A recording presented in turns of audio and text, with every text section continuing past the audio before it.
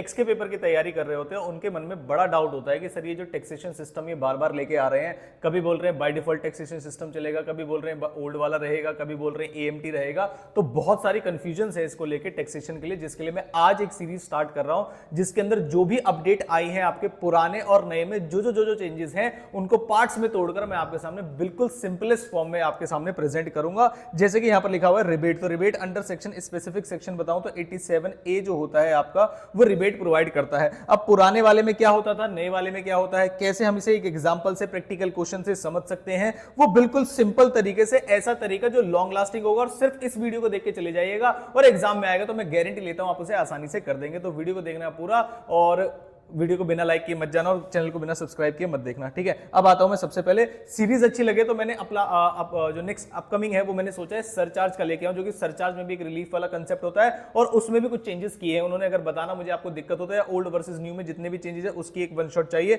जो भी चीजें आपको रिक्वायरमेंट है मुझे एक बार कमेंट बॉक्स में बताना। तो पहले आता हूं मैं, सर क्या ये रिबेट नई आई है जो कि अब नया टैक्सेशन सिस्टम आया 115 BAC वाला, या ये पहले से चली हुई आ रही है? तो जो रिबेट है आपके 115 87A के अंदर वो पहले से चली हुई आ रही है। और ऐसा बोला जाता था कि अगर आपकी इनकम 5 लाख रुपए तक है, अगर आपकी इनकम 5 लाख रुपए तक है तो आपको ये रिबेट दी जाती थी, ठीक है।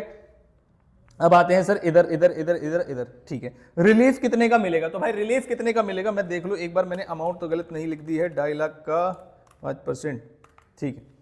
अब आते हैं सर रिलीफ कितने की मिलेगी। तो एक रिलीफ का कंसेप्ट होता है, रिलीफ क्या होता है कि सर अगर 5 लाख से मान लीजिए 2,000 रुपए इनकम मेरी ज्यादा बढ़ गई, तो जो ओल्ड टैक्स रिजीम था वो ये कहता कि भाई आपको रिलीफ मिलेगी ही नहीं मिलेगी, मतलब बिल्कुल भी नहीं मिलेगी आपको रिलीफ। अब न्यू जो टैक्स रिजीम है वो ये कहता है कि भाई अगर आप मान लो आपकी इनकम 7 लाख से थोड़ी सी ज्यादा चली गई, जैसे आपने कुछ बच्चों ने सरचार्ज में देखा था कि 7,10,000 इनकम होगी, 7,15,000 इनकम होगी, तो क्या हमसे रिलीफ छीन ली जाएगी? Answer is no. तो एक कंसेप्ट होता है कि अगर इनकेस इनकम 5 लाख से ज्यादा चली गई तो क्या तब भी रिबेट मिल सकती है? Answer is no. लेकिन नए टैक्स रिजीम में क्या कहते हैं कि अगर इनकम 7 लाख से थोड़ी सी ज्यादा बढ़ गई है फिर भी हम आपको रिबेट दे देंगे। यह है पहला पॉइंट। नेक्स्ट पॉइंट है आपका रिलीफ का, क्या रिलीफ मिलेगी ये मैंने बता दिया आपको। अब आते हैं eligible SSC. Sir eligible SSC कौन है? तो आपके इंडिविजुअल और जो आपके इंडिविजुअल एसएससी हैं और प्लस जो रेजिडेंट है, ध्यान रखना नॉन रेजिडेंट को नहीं मिलेगा पहली चीज, और ना एचयूएफ वगैरह को किसी को नहीं मिलेगा, सिर्फ इंडिविजुअल रेजिडेंट को मिलेगा और ये भी इंडिविजुअल रेजिडेंट को मिलेगा, तो इसमें डिफरेंस का पॉइंट नहीं है। अब आते हैं सर रिबेट कितनी मिलेगी। तो जो मैक्सिमम रिबेट पहले वाले में मिलती थी, अगर आपके 5 लाख तक की इनकम है तो जितना टैक्स बनता था और 12,500 विच एवर इज लोअर करके मिल जाता था। यहां पर जो अमाउंट है वो 25,000 कर दी गई है, मतलब डबल कर दी गई है। बेहतर तरीके से समझाने के लिए मैं आपको न्यूमेरिकल से समझाता हूं, जरा ध्यान से देखिएगा। मैं अब ये चीज आपको न्यू टैक्स रिजीम के हिसाब से निकाल रहा हूं और लास्ट में ओल्ड टैक्स रिजीम के हिसाब से भी बताऊंगा, ठीक है। अभी मैं न्यू टैक्स रिजीम मतलब 115 BAC के हिसाब से बता रहा हूं कि कैसे सॉल्व करना है। तो मान लीजिए सपोज करिए किसी एसएससी की जो इनकम है वो 6 लाख रुपए है। 6 लाख में स्पेशल इनकम की बात नहीं कर रहा हूं, नॉर्मल इनकम की बात कर रहा हूं। तो टोटल इनकम उसकी 6 लाख रुपए है और जब टोटल इनकम पर आप उसकी टैक्स निकालेंगे तो आप तो 3 लाख। और ध्यान रखना नए वाले टैक्स के अंदर एज मैटर नहीं करती है, कितनी भी एज हो यही स्लैब आपको मिलेगा। तो 3 लाख तक जीरो रहेगी, 3 से 6 लाख तक 3 लाख का 5% निकालेंगे तो 15,000, तो टैक्स बनता है हमारा 15,000। अब आते हैं कंडीशंस पे, क्या इसकी टोटल इनकम 7 लाख से कम है? Answer is yes. अब आते हैं सर कितना मिलेगा। तो भाई नए टैक्स रिजीम के हिसाब से या तो 25,000 मिल जाएगा या फिर आपका जितना टैक्स अमाउंट बनता है उतना मिल जाएगा। तो रिबेट अंडर सेक्शन 87A जो मिलेगा वो मुझे मिलेगा 15,000 रुपए का, और जो आपकी नेट टैक्स लायबिलिटी आएगी वो आएगी 0। मेरी बात समझ में आती है? उसके बाद आगे चलता हूं। सर अगर एग्जैक्ट 7 लाख हो जाए तो क्या होगा, तो क्या मिल जाएगा? Answer is yes, exact 7 lakh भी आपको मिल जाएगा। जब आप टैक्स निकालेंगे तो 3 लाख तक 0, 3 से 6 लाख तक 3 लाख का 5% कितना हो जाता है? 15,000। फिर उसके बाद आपका 1 लाख बच गया, उस पर 10% लगाएंगे तो कितना हो जाएगा? 10,000 रुपए। टैक्स निकालना भी सिखाऊंगा अगर आप बोलोगे तो। 25,000 रुपए की टोटल इनकम, टोटल टैक्स आपका बनता है। तो क्या इस पर रिबेट मिलेगा? आंसर इज यस, इस पे भी रिबेट मिलेगा। रिबेट अंडर सेक्शन 87A क्या ये एलिजिबल है? Answer is yes. और कितना मिल जाएगा?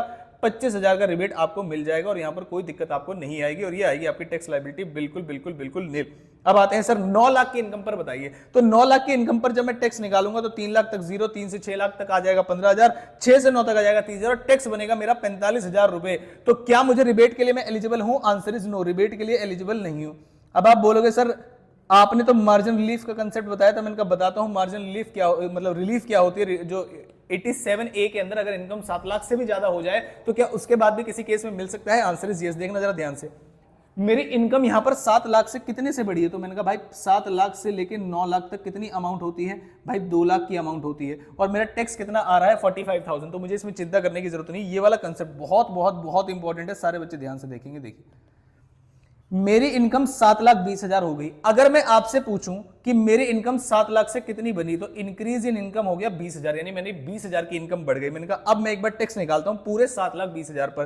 3 लाख तक के अमाउंट पर जीरो लगेगा, 3 से 6 लाख तक पर 15% लगाया हमने, 15,000 आ गया, और 6 से लेके 7.2 1,20,000 आता है, और इसका 10% करेंगे तो 12,000 आ जाएगा।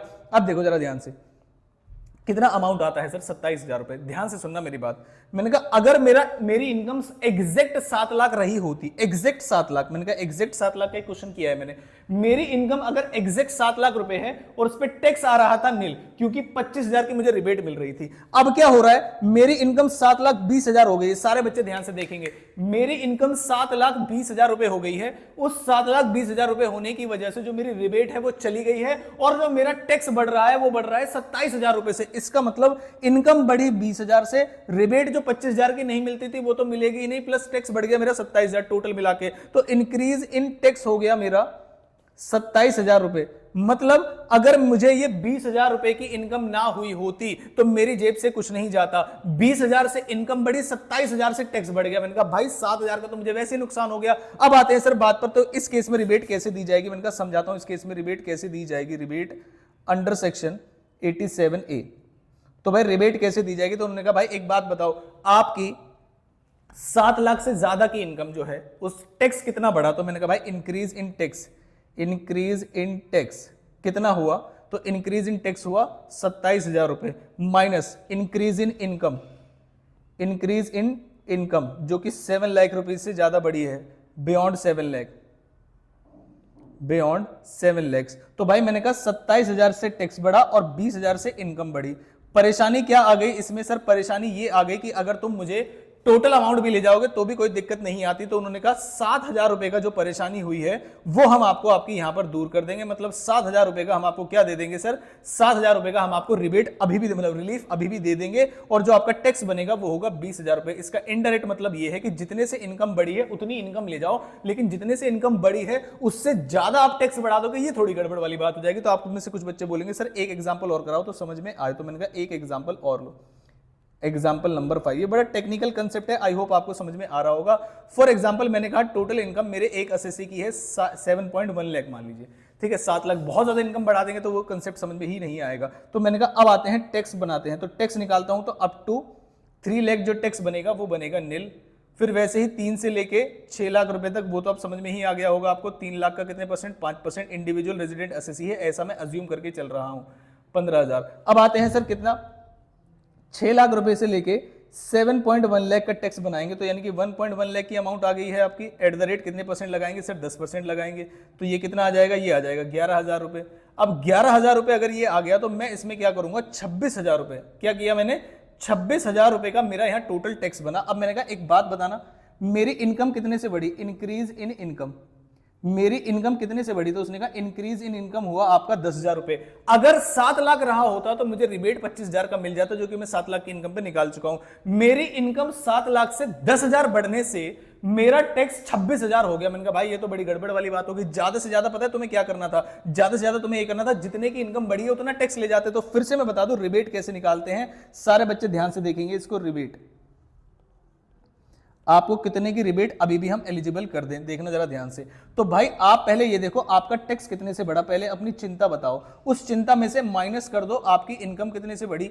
इंक्रीज इन इनकम कहां से, बियॉन्ड, जहां से आपको प्रॉब्लम हुई है, कितने से, 7 लाख से। तो मैंने कहा टैक्स जो मेरा बढ़ा है वो जीरो से लेके, जीरो से बढ़ा है मेरा, क्योंकि 7 लाख होता तो जीरो होता। तो मेरा टैक्स बढ़ा है 26,000 रुपए से।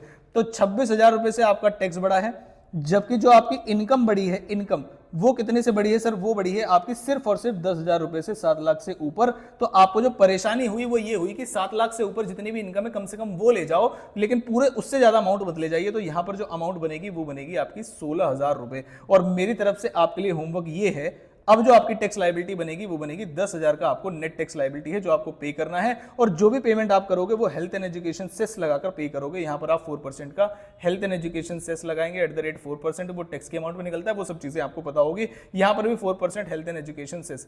अगर क्वेश्चन समझ में आ गया है, ध्यान से सुनेंगे सारे बच्चे, अगर क्वेश्चन समझ में आ गया है तो मैं एक एग्जांपल आपको दे रहा हूं होमवर्क के लिए। होमवर्क का मतलब समझ में आता है, आप क्वेश्चन सॉल्व करेंगे और नीचे बता के जाएंगे मुझे कि रिबेट कितने की होगी, नेट टैक्स लायबिलिटी कितनी होगी including health and education cess, और टोटल इनकम है आपकी 7,15,000 रुपए। ठीक है, आपको इसका आंसर बताना है नीचे कमेंट बॉक्स में, मैं 110% रिप्लाई करूंगा। और एक एग्जांपल है, अगर इनकम हो जाए 7,40,000 रुपए, दोनों में बताना है मुझे आपको रिबेट किस में मिलेगी किस में नहीं मिलेगी, और अगर मिलेगी तो कितने की मिलेगी और नहीं मिलेगी तो क्यों नहीं मिलेगी। तो एक में इनकम है आपकी 7,40,000 रुपए, 7,40,000। ठीक है, सारे बच्चे मुझे बताएंगे कि क्या होगा इस केस में। और जैसे मैंने आपको रिबेट समझाया है वैसे ही मैं आपको, मुझे लगता है कि सरचार्ज का जो कंसेप्ट है बड़ा टेक्निकल कर दिया है उन्होंने, वो मैं आपको समझाऊंगा। और 115 बीएसी वाला वर्सेस जो ओल्ड टैक्स रिजीम है उसे भी शॉर्टकट में और क्वेश्चंस के साथ आपके लिए लेके आऊंगा। सैलरी की कुछ अमेंडमेंट है वो भी आपके लिए लेके आऊंगा। और भी कोई चीज आपको लग रही है कि सर इसमें प्रॉब्लम आ रही है हमें, पीजीबीपी वगैरह तो मैंने बता ही दिया है आपको। अब कुछ छोटी छोटी चीजें बिल्कुल छोटी छोटी वीडियोस में 15 मिनट से कम 10 मिनट से कम की वीडियोस में मैं आपके लिए लेके आऊंगा। आई होप आपको सीरीज अच्छी लगेगी है जो आज से मैंने शुरू की है। वीडियो को लाइक और कमेंट जरूर करिएगा, आपके लिए हेल्पफुल साबित हो रही है नहीं। और इस क्वेश्चन का आंसर मुझे जरूर दीजिएगा, दोनों एग्जाम्पल नंबर 6 के सामने और एग्जाम्पल नंबर 7 के सामने ऐसे लिख के बताएंगे। ऑल द वेरी बेस्ट, मिलता हूं आपसे अगली किसी इंपॉर्टेंट वीडियो के साथ।